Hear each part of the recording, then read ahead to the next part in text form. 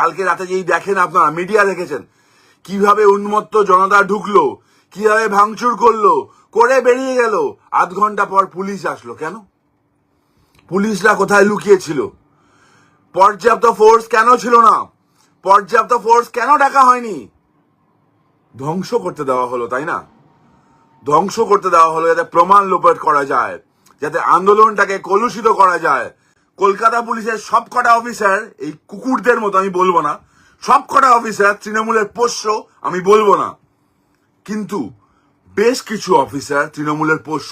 আমি চাই না কোনো কলকাতা পুলিশের বা পশ্চিমবঙ্গ পুলিশের অফিসারদের বাড়ির লোকের সাথে এরকম নোংরা ঘটনা ঘটুক। কিন্তু যদি ঘটে, মানুষকে সাথে পাবেন তো? কারণ পুলিশকে পশ্চিমবঙ্গবাসী আর মানুষ বলে মনে করে না, এরা জানোয়ারের পর্যায়ে নেমে গেছে।